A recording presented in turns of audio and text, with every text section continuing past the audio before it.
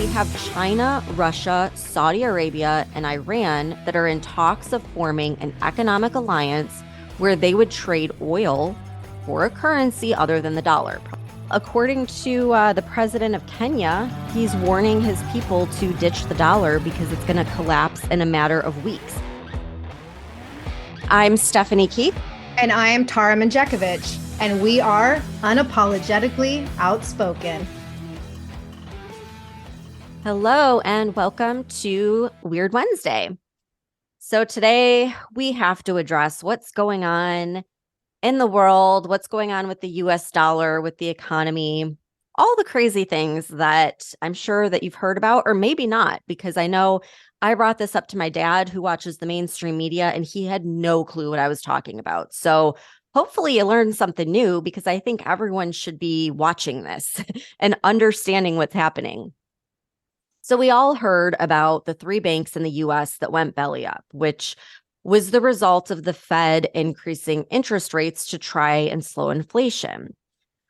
Now, these banks, it really was their fault. They stupidly and heavily invested in long-term bonds. So when the interest rates kept rising, that's when they lost everything.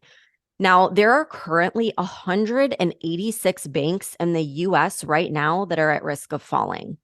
And good old Janet Yellen, US Treasury, didn't really give me much hope in her congressional hearing. She really bombed that hearing big time. And I was like, oh, fuck. Like, it was not a good, secure guarantee from the Fed if all of these banks do, in fact, fall. And now, after that, the Fed just raised rates a 9th time, raising it another quarter of a percent. My gosh, I had trouble saying that. So I thought we could do a real quick recap of what causes inflation, because clearly the left doesn't understand this. So I thought I'd spell it out for everyone, just in case we have any lefties listening. But usually it's from too much government spending. So they print money right now like it's going out of style, which it very well may be much sooner than we think. And I'll get to that in a second. But is this stopping Biden from proposing another $7 trillion budget? No, nope. That means inflation is going to get worse and interest rates will keep rising. The two are correlated. And why they don't understand this, I don't know, but it's as though he's actively trying to destroy the American dollar. And I have some theories. We'll get into some of them. Or it could just be pure arrogance, taking America's dominance for granted. But either way, while the Biden administration is destroying the American economy, China is making some big moves while we have a weak leader. So we know that Xi Jinping met with Putin, and Putin stated that trade between Russia, Latin America, and Asia would all be in the Chinese yuan instead of the dollar from here on out. So you have the world's second largest economy, largest population, and largest energy exporter switching off the dollar. And we also know the BRICS nations, right? It's Brazil, Russia, India, China, and South Africa that are all banding together as well to go off the dollar. And then on top of that, we have China, Russia, Saudi Arabia, and Iran that are in talks of forming an economic alliance where they would trade oil for a currency other than the dollar, probably the Chinese yuan. Why does this matter? Well, number one, the US dollar hasn't been backed by gold for 50 years. But it was fine because it was backed by our strong US economy. And most importantly, the fact that the US dollar was what was used for trading oil worldwide. So now you have Biden, who has started a war with domestic oil and totally screwed us there, and also got us into this mess with Ukraine. So if these countries take the dollar off of oil trade, the dollar is done. Like, this will be a global economic meltdown. Sky high inflation that we can't even fathom. Nothing like what it is now, like very dire situations. And when you think about it, we get everything from China. Like, even the stuff that's made in the USA requires raw materials from China. Even if we switched from fossil fuels completely and went electric and green technology, we get the parts from China. We get the resources like cobalt and lithium from other countries. So it would literally be the collapse of the American economy, and really the global economy would have a major shift as well. So I guess now we know why Biden kept saying that there's going to be food shortages this summer. But Tara, something occurred to me when I was researching this. They say that history repeats itself, right? Well, there's two things happening right now that happened prior. Number one, like I just said, we have foreign countries that are rejecting the dollar. Number two, we also have the Pentagon saying it can't account for $2 trillion. Trillion, 2 trillion with a T. Insane. What I didn't realize, I guess because I was so young at the time, was that the Pentagon couldn't account for $2 trillion in 2001. And also around that time, Saddam Hussein tried switching the sale of oil from the dollar. Then 9/11 happened, which took out that portion of the Pentagon where the accounting office was that was actually investigating the $2 trillion in missing funds. And then as a result of that terrorist attack, we went to war in Afghanistan, which we know we were in for all that time. And then in 2003, we invaded Iraq and captured Hussein, following the intelligence that he had weapons of mass destruction. I do remember that phrase because that was everywhere at that time. Yep. So if there's one thing for sure that I know about America, it's that we never back down from a fight. So if history does in fact repeat itself, then the US isn't just going to lay over and take this shift. There's going to be a war. Some people think we're already in war, but like there will be a war with these countries. And the US will go to great lengths to maintain dominance in using the US dollar for oil. But my question is, do you think that this was a part of like their big grand plan all along? Okay, Stephanie, like before the Biden administration came into office, I would have agreed with you, like 100%, that the US wouldn't back down to any other country. But I honestly don't have that kind of confidence in our government anymore, as Biden is clearly trying to sell us to China. And this administration has been single-handedly destroying the country, and I have no faith in anything that they say. But I think that in order to give everyone a better understanding of what's happening in our economy and why this is so significant, we have to take a brief look at the history of the US dollar. So we've lived in comfort for so long that I think most people really don't understand that the US dollar has actually been in decline for quite some time. And I read a great article that came out last week on visualcapitalist.com, and it gave like the perfect, very simple explanation of what's happening. So the US dollar has been like dominating the world economy since 1920. So shortly after World War I.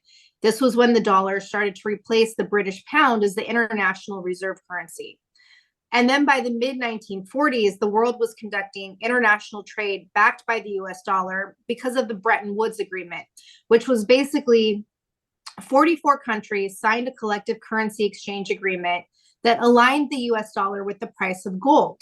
And so this basically meant that these governments and central banks have been relying on the US dollar or the value of the US dollar to back up the value of their own currencies. And what this agreement did was basically give legitimacy to the US dollar throughout the world. But then by the 1960s, you had exports from Europe and Japan that were becoming more competitive with the United States. And there was this large supply of US dollars around the world, which actually made it difficult to back that dollar with gold. So President Nixon stopped the ability to directly convert US dollars to gold in 1971. And that's why we ended the gold standard. But that also ended the amount of money that could be printed by the United States. So basically, since 1971, the United States has increasingly lost its purchasing power. And then there was the hyperinflation in the 1980s when the dollar lost 2/3 of its purchasing power worldwide. And then when the economy took that huge hit in 2007, 2008, there was a global financial crisis, which dropped the value of the dollar even more. And then things got unstable in 2014.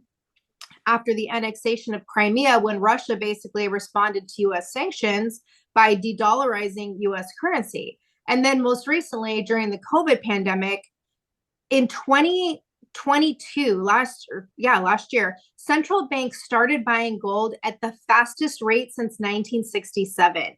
And countries around the world have started diversifying away from the US dollar. And so then when the war in Ukraine happened, even there were more Western sanctions against Russia. And since then, like you said, Stephanie, Russia and China have been teaming up to reduce their reliance on the US dollar and strengthen the cooperation between those two countries' financial systems. And according to this article, since the invasion of Ukraine, the volume of trade between the Russian ruble and the Chinese yuan, I think that's how you pronounce it, I'm not sure, but it has increased 80-fold in the past 8 months, 80-fold.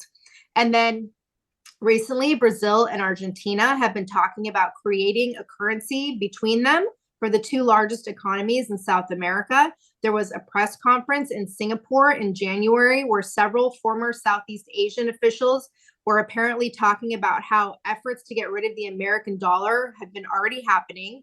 You had Reuters report that the UAE and India are in talks to use rupees to trade non-oil commodities and shift away from the dollar.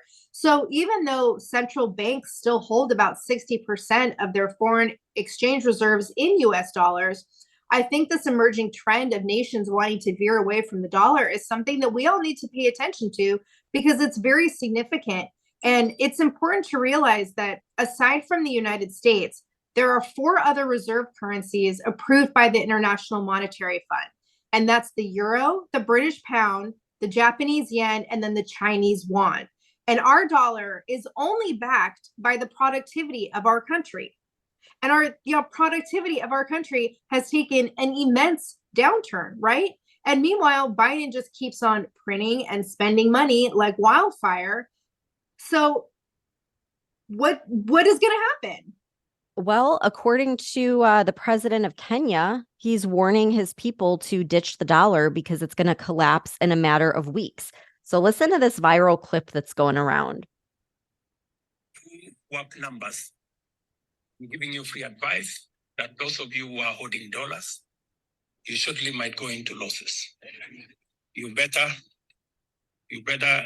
do what you must do because this market is going to be different in a couple of weeks.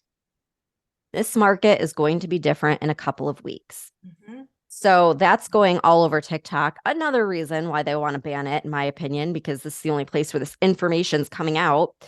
And this all just happens to be at a time when our government is launching FedNow this July, which is a digital currency system, and then ISO 222, which is a blockchain technology. So this is where they can come to the rescue, and we won't really have a choice because if the dollar is toast at that time, then they can have complete control over our economic freedom because they'll have a record of everything we buy and sell. And what's scary about that is they can turn it off anytime they want. Anytime we don't comply or follow their rules, they can turn it off. So what better way to take complete control of the people?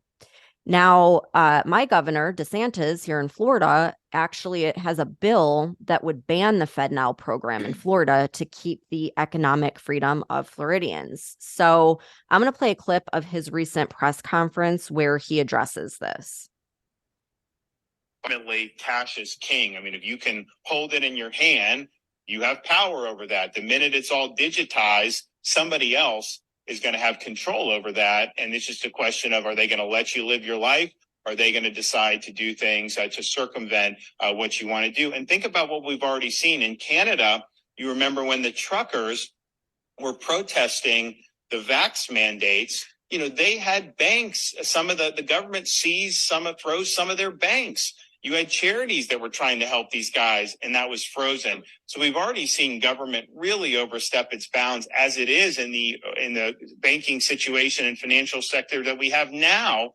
Can you imagine if we went to something like a central bank digital currency. So I'm glad that we're at the tip of the spear on this. I think it's really important that states stand up to fight back against some of the things that are going on. Well, most of the things that are going on right now in Washington. So, Tara, what are your thoughts on this whole digital currency situation? Okay, Stephanie, have you heard of Andy Schechtman? No. Okay.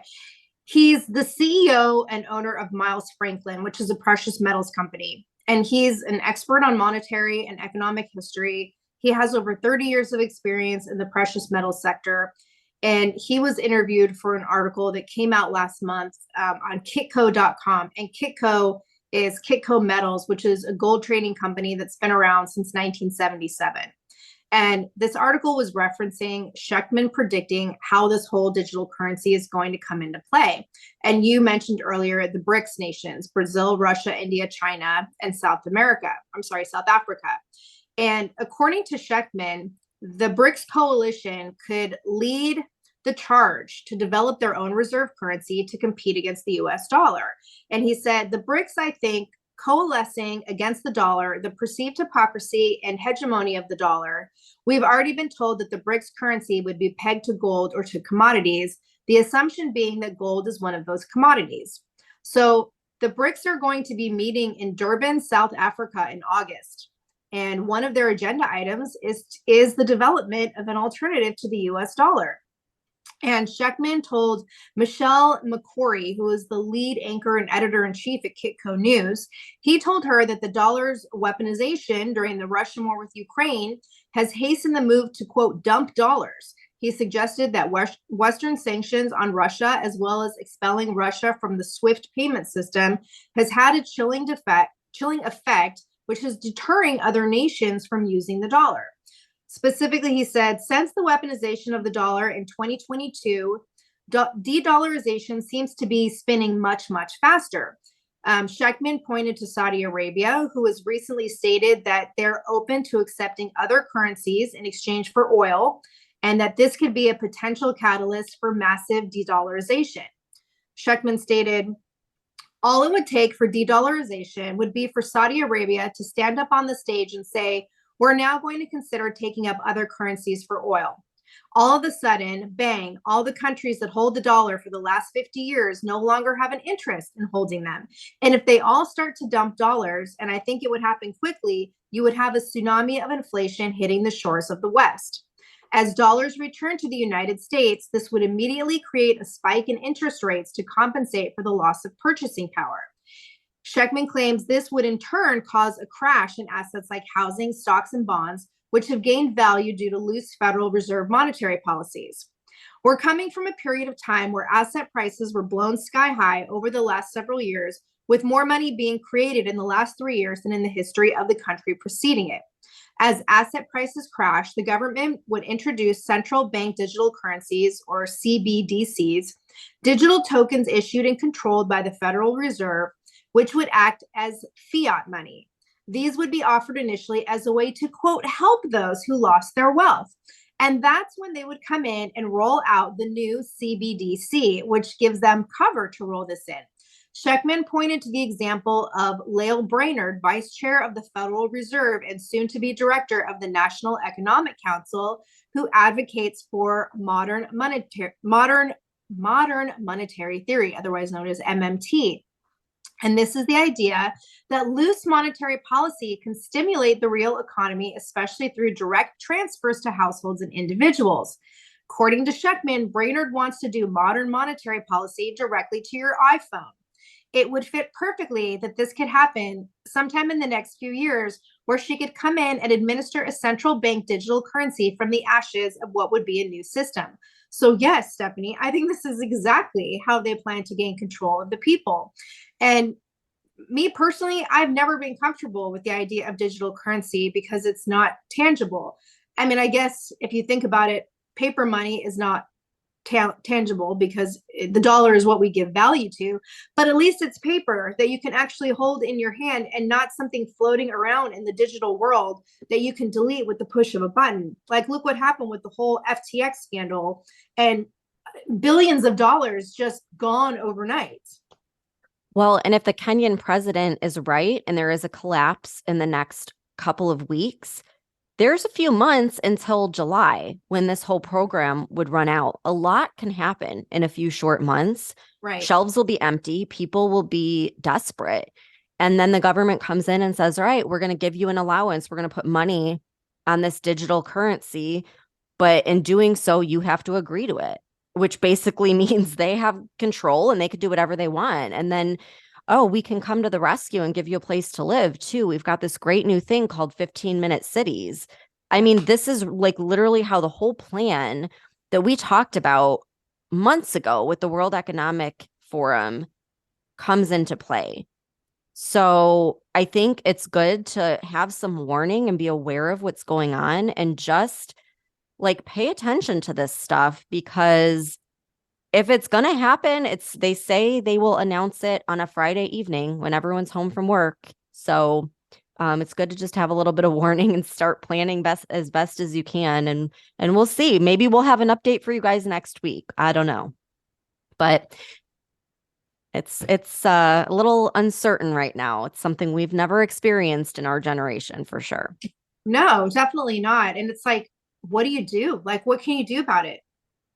Really nothing. Nothing. Other than, stocking your pantry and buying food that will last you for however many weeks until like the zombie apocalypse happens.